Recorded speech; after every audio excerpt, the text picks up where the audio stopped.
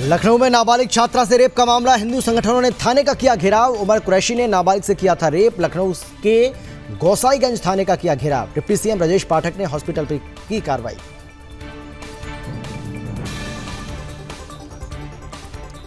The Kerala story लगातार चर्चा में। मुजफ्फरनगर में वीएचपी और बजरंग दल ने छात्राओं को दिखाई फिल्म। जय श्री राम के नारे के साथ हुआ शुभारंभ।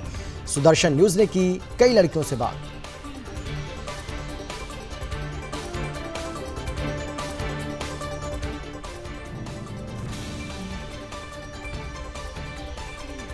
ग्रेटर नोएडा में पुलिस और बदमाशों के बीच में मुठभेड़। गोली लगने से एक बदमाश दिलशाद आलम घायल, उसके साथ ही पुलिस को चकमा देकर फरार। मोबाइल लूट स्नैचिंग की वारदात को देते थे अंजाम।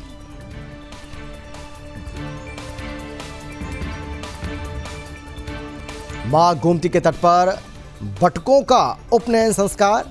98 बटकों ने एक साथ कराया उपनयन संस्कार। सनातन को प्रखरता देने के उद्देश्य से हुआ कार्यक्रम। उपनयन के बाद प्रसन्न दिखे बटुक। और हिमाचल में 5 दिन तक मौसम खराब रहने का अनुमान। भारी बारिश को लेकर येलो अलर्ट जारी। बारिश होने पर गर्मी से मिलेगी राहत, ज्यादा बारिश से नुकसान की संभावना भी।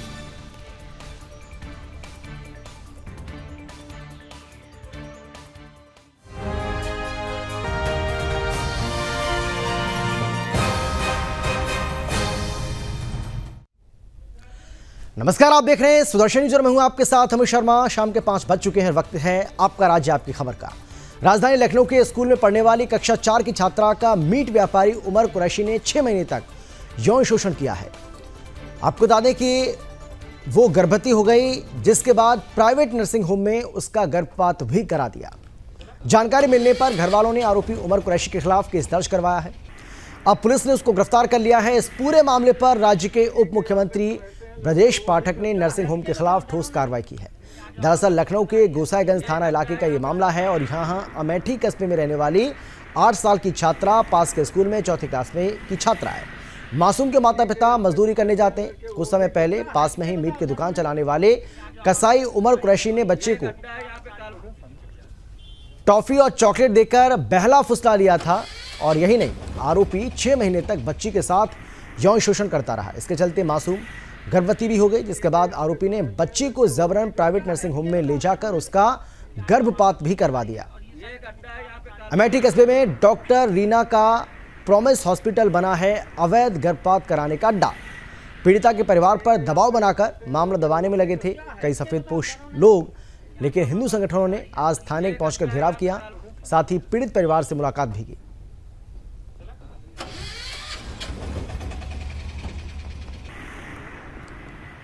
उसके बाद धमकी दे रहा है कि अजीम और वो फैसल कह रहा है तुमको मार डालेंगे। औरत उसकी आई 2-4 लाख का गाली दिया, कहा जितना पैसा हम लगा देंगे और हमारा मर्द जेल जाने नहीं पाएगा, और बहुत धमकी दिया। वो दारू पिए था।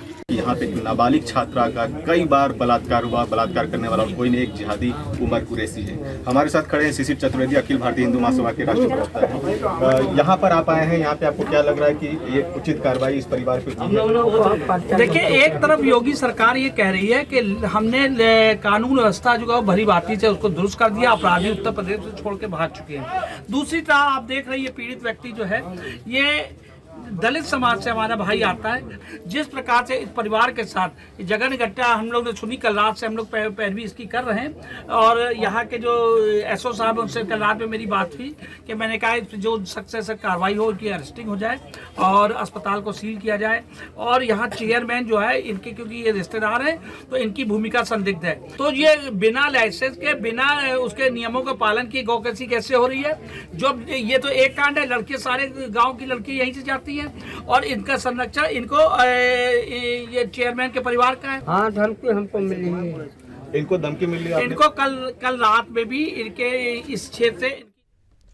खबर है यूपी के मुजफ्फरनगर से, जहां केरल में हिंदुओं के ऊपर हो रहे अत्याचार को लेकर बनाई गई फिल्म द केरला स्टोरी लगातार आजकल चर्चा में है। फिल्म को जहां बड़ी कामयाबी मिलती दिख रही है, तो वहीं हिंदू समाज में इस फिल्म को देखने के लिए बड़ा उत्साह भी देखा जा रहा है। हालांकि बहुत कम संख्या में ही सिनेमाघर इस फिल्म को दिखाने की हिम्मत जुटा पा रहे हैं। सिनेमा इंडस्ट्री पर भी मुसलमानों का कब्जा देखा जा रहा है। दरअसल पहली बार ऐसा देखा जा रहा है कि माता पिता अपने बच्चों को इस फिल्म को दिखाने के लिए सिनेमाघर पहुंच रहे हैं। और इसी कड़ी में विश्व हिंदू परिषद और बजरंग दल के द्वारा 150 से अधिक स्कूली छात्र छात्राओं को इस फिल्म को दिखाया गया। फिल्म खत्म होने के बाद पूरे सिनेमा हॉल में जय श्री राम के नारे लगे। फिल्म को देखकर कई लड़कियां बहुत ज़्यादा भावुक हो गईं, जिन्होंने कहा कि केरला में जो हो रहा है उसका मात्र 10% फिल्म में दर्शाया गया है। थिएटर से निकलने के बाद सुदर्शन न्यूज़ की टीम ने कई लड़कियों से बातचीत की और उनकी प्रतिक्रिया भी जानी। ये बहुत इमोशनल फिल्म है और सभी लड़कियों को देखनी चाहिए और समझना चाहिए कि लोग किस तरह आपको बेवकूफ़ बना रहे हैं। ये हकीकत नहीं है। वो आके हिंदू बन के तुम्हें ऐसे कुछ भी बरगला रहे हैं। इस समय जागरूक होने की बहुत ज़रूरत है। जितना दुख उन्होंने झेला है वो तो मैं बिल्कुल एक्सपीरियंस नहीं कर सकती, लेकिन हाँ मूवी देख के जितना एक्सपीरियंस किया वो तो बहुत कम है। जो उन्होंने झेला है अपनी जगह पे वो बहुत ज़्यादा है। कि कोई भी मुस्लिम के चक्कर में ना पड़े। मुस्लिम जो होते हैं ये अपना अपना वेश बदल के लड़कियों को जाल में फंसाते हैं। तो इन बेटियों को, पूरे इंडिया की बेटियों को जागरूक होना चाहिए कि हमें कैसे जाल से बचना चाहिए और इन्हें गलत की और सही की पहचान होनी चाहिए, ताकि माँ बाप के कभी भी शर्म से ना सर झुके। इसलिए मैं अपनी बेटियों को ये पिक्चर दिखाने लाई हूँ कि इन्हें सही गलत की पहचान पता चले। अच्छा, आज आपने फिल्म देखी है द केरला स्टोरी। हाँ जी, द केरला स्टोरी। क्या आपने उसमें देखा कि जो जिहादियों के दौरान जो किया जाता है, क्या उसमें आपको समझ आया? तो केरला स्टोरी जो है वो लड़कियों के साथ हो रहे गलत चीज़ों के बारे में है। कैसे ये मुस्लिम और इस्लाम लोग मतलब लड़कियों को जिहादी बना के उनके साथ गलत करते हैं।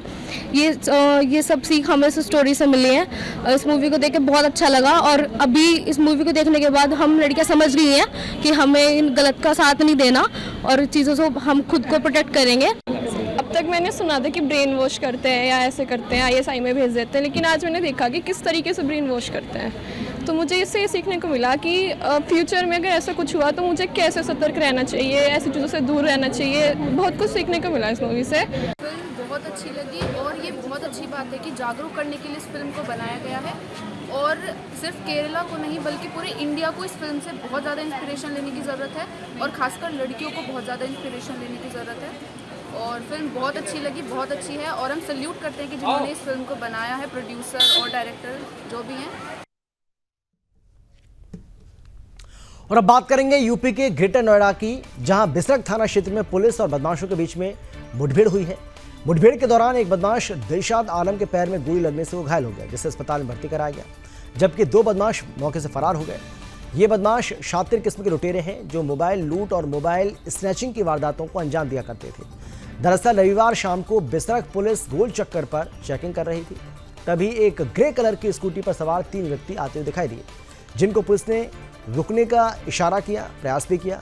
पुलिस की चेकिंग को देखकर तीनों संदिग्ध व्यक्ति वापस मुड़कर ट्राइडेंट गोल चक्कर होते हुए सेक्टर 3 की तरफ भागने लगे। पुलिस ने भी उनका पीछा करना शुरू कर दिया। पुलिस के द्वारा पीछा करने पर स्कूटी सवार व्यक्तियों के द्वारा पुलिस टीम पर अवैध तमंचे से फायरिंग की गई।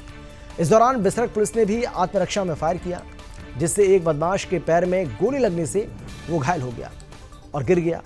घायल बदमाश की पहचान दिलशाद आलम के रूप में हुई है, जो कि जिला मुजफ्फरपुर बिहार का रहने वाला है। बदमाश के 2 अन्य साथी मौके से फरार होने में कामयाब रहे, जिनकी पुलिस तलाश कर रही है। चल रही थी, ये 2-3 दिन से प्रोग्राम लगातार चलाया जा रहा है चेकिंग के लिए। तो उसमें एक सिटी चौराहे के पे सूचना मिली कि 3 लोग जो है वो संदिग्ध हैं और रोकने पर वो भागे। इस पर सेट से बताया गया, सभी लोग अलर्ट हो गए और जब इनका पीछा किया गया तो सेक्टर 3 में जहाँ पर ये भट्ठा है यहाँ पर ये आए और जब यहाँ पर आगे रास्ता बंद था तो ये उतर करके पुलिस पार्टी पर फायरिंग करने लगे। इसमें से जवाबी फायरिंग में एक बदमाश के पैर में गोली लगी है, 2 की तलाश की जा रही है और घायल बदमाश को भेजा गया हॉस्पिटल। अभी इसका नाम पूछा गया तो इसने अपना नाम दिलशाद बताया है और ये दिल्ली का रहने वाला है। आगे और इसकी जानकारी की जा रही है। यूपी के लखनऊ से एक खबर आपको बताते हैं, जहां गोमती तट के किनारे झूलेलाल वाटिका के आदि शंकराचार्य आश्रम में अखिल भारतीय ब्रह्म समाज द्वारा 98 बटुकों का उपनयन संस्कार विधिवत सनातन रीति रिवाज से संपन्न हुआ। पारंपरिक प्रक्रिया से संपन्न कराए गए उपनयन संस्कार में 8 घंटे का समय लगा। इस कार्यक्रम में राज्यसभा सांसद अशोक वाजपेयी, लखनऊ की पूर्व महापौर संयुक्ता भाटिया, इस्कॉन मंदिर के अध्यक्ष अपरिमेय श्यामदास, लखनऊ की नई महापौर सुषमा खरकवाल समेत कई गणमान्य लोग उपस्थित रहे और इस कार्यक्रम में 4000 से ज़्यादा लोग मौजूद रहे।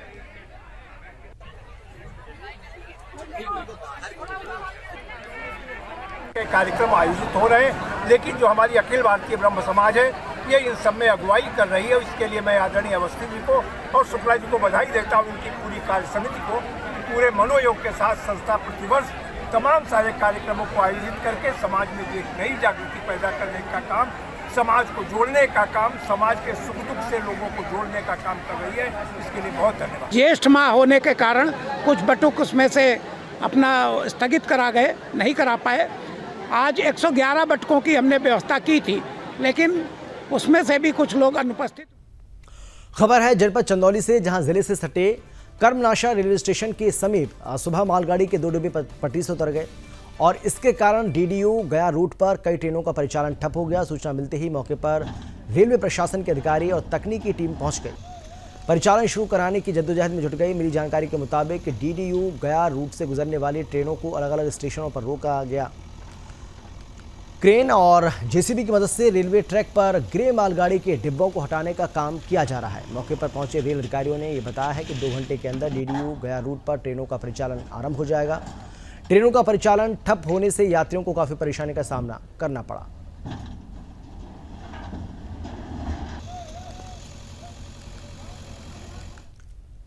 मुरादाबाद जनपद के कटघर थाना क्षेत्र के सराय चौकी अंतर्गत भोलेनाथ कॉलोनी में उस समय सनसनी फैल गई जब मंगलवार की सुबह एक शव नाले में तैरता हुआ दिखाई दिया। इसके बाद स्थानीय लोगों ने पुलिस को इस बात की सूचना दी और सूचना मिलते ही कटघर पुलिस मौके पर पहुंची और मामले की जांच में जुट गई। एसपी सिटी अखिलेश भदौरिया भी सूचना मिलते ही घटनास्थल पर पहुंचे और बारीकी से घटनास्थल का निरीक्षण किया। एसपी सिटी अखिलेश भदौरिया ने बताया है कि नाले में अज्ञात शव मिला, जिसको शिनाख्त अभी नहीं हो पाई है।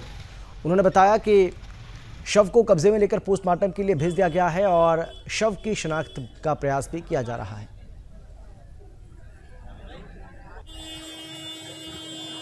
ये थाना कटघर का दसरा चौकी क्षेत्र है। यहाँ ये बड़ा नाला है जिसमें एक पुरानी कोई बॉडी आज पानी के ऊपर आई है, वो मिली है। अभी सबकी पहचान नहीं हुई है। ऐसा फौरी तौर पर कोई ऐसी इंजरी बॉडी पर नहीं दिख रही है। पोस्टमार्टम के लिए इसको भिजवाया जा रहा है, पहचान कराने का प्रयास किया जा रहा है और जो भी इसकी पोस्टमार्टम रिपोर्ट आएगी। और अब बात करेंगे हरदोई की। हरदोई में रविवार को कोतवाली देहात के मोहलिया शिवपार में दीपक गुप्ता की पत्नी पूनम का संदिग्ध परिस्थितियों में शव पंखे से लटका मिला। आज पुलिस की कार्रवाई से संतुष्ट न होने पर मायके वालों ने पुलिस अधीक्षक आवास के बाहर देर रात हंगामा किया। मौके पर इंस्पेक्टर कोतवाली शहर संजय कुमार पांडे ने पहुंचे और उन्होंने मृतिका के परिजनों से सहानुभूति जताने के बजाय अभद्र व्यवहार किया। इंस्पेक्टर द्वारा किए गए अभद्र व्यवहार पर मृतकों के मायके वालों ने विरोध जताया। दरअसल शाहजहांपुर से आए मृतकों के परिजनों ने आकर ससुरालियों पर हत्या का आरोप लगाया।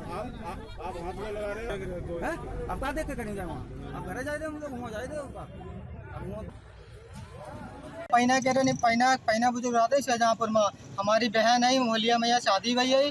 हमारे पास फोन आवाज आज दोपहर में 2-2:30 बजे के आसपास हमारे बानोई ने फ़ोन करो कि अपनी लड़की ने कहीं देख रहा हुआ है।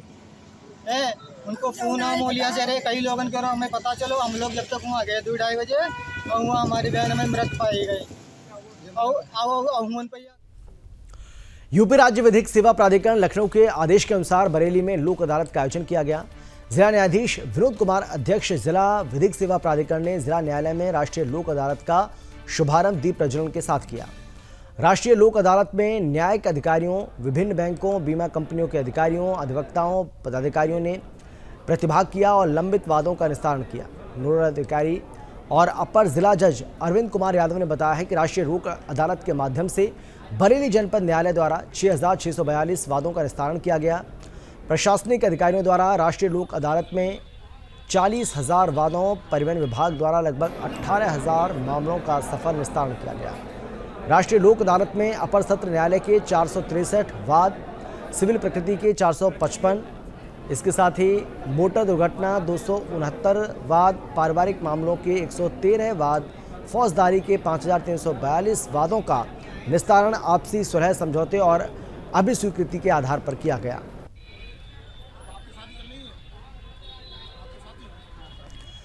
हिमाचल प्रदेश में गर्मी से राहत मिलने वाली है। प्रदेश में मंगलवार से पश्चिमी विक्षोभ सक्रिय हो रहा है, जिसके चलते मौसम विभाग ने प्रदेश में भारी बारिश और बर्फबारी की संभावना जताई है और इसको लेकर अलर्ट भी जारी किया गया है। आपको बता दें कि प्रदेश में 26 मई तक मौसम खराब बना रहेगा। इस दौरान कई हिस्सों में भारी बारिश होने की संभावना भी जताई गई है। बारिश होने से लोगों को भयंकर गर्मी से राहत मिलने की उम्मीद है। मौसम विभाग के निदेशक सुरेंद्र पाल ने कहा है कि प्रदेश में अगले 5 दिन मौसम खराब रहने और कुछ क्षेत्रों में बारिश होने का येलो अलर्ट भी जारी किया है। 24 और 25 मई को अधिकांश भागों में बारिश होने की संभावना बनी हुई है। तो वहीं प्रदेश में 27 मई तक मौसम खराब रहेगा। इससे तापमान में कमी आएगी। बीते काफ़ी दिनों से मौसम साफ होने से तापमान में बढ़ोतरी हुई थी, लेकिन बारिश होने से गर्मी से राहत मिली। लेकिन ज़्यादा बारिश होने से फसलों को भी नुकसान हो सकता है। अभी आप देख रहे होंगे कि पिछले कुछ दिनों में तापमान बढ़े हैं, लेकिन इनमें कल से तब्दीली होने वाला है, क्योंकि पश्चिम विक्षोभ जो कि काफ़ी एक्टिव है वो असर। और अब खबर है मध्य प्रदेश के धार से, जहां गंधवानी में रविवार को मुख्यमंत्री शिवराज सिंह चौहान और केंद्रीय मंत्री पीयूष गोयल की अगर हम बात करें तो इन दोनों को लेकर एक खबर सामने आई, जिसमें आपको बता दें कि लाडली बहना सम्मेलन में पत्तल और दोनों में इन्होंने खाना खाया और सीएम को 30 फीट की राखी भी बहनों की ओर से दी गई, गिफ्ट की गई।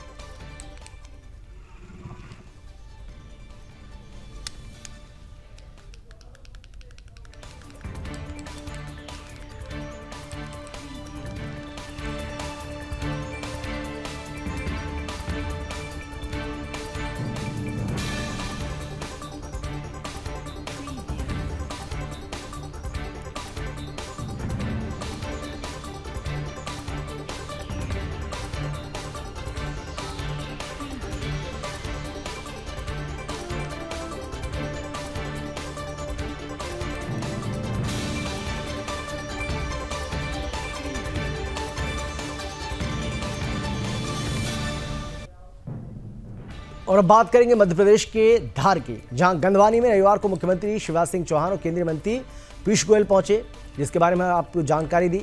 इसके साथ ही मुख्यमंत्री लाडली बहना सम्मेलन और पट्टा वितरण समारोह के साथ ही करीब 4000 भू अधिकार पत्रों का वितरण भी किया। वहीं केंद्रीय मंत्री पीयूष गोयल पीएम मेगा मित्र टेक्सटाइल पार्क का शिलान्यास भी किया। इसके साथ ही करोड़ों रुपए की लागत के निर्माण कार्यों का लोकार्पण और भूमि पूजन किया।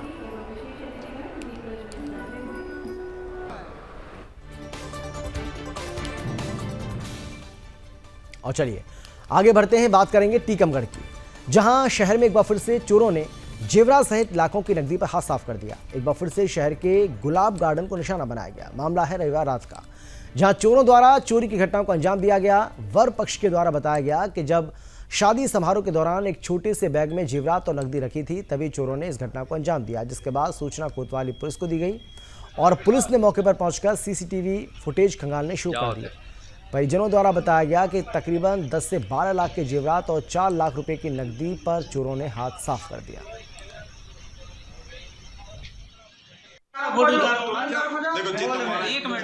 घटना जी हुई कि मंडप के न्यांग हो रहा था, उस बीच में थोड़ा न्यांग देने के लिए पैसे ले गया, बैग पीछे रखा था, उस बीच बैग चला गया।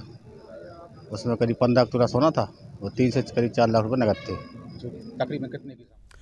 और इसी के साथ इस बुलेटिन फिलहाल इतना है, लेकिन देश और दुनिया की बाकी खबरों के लिए आप देखते रहिए सुदर्शन न्यूज।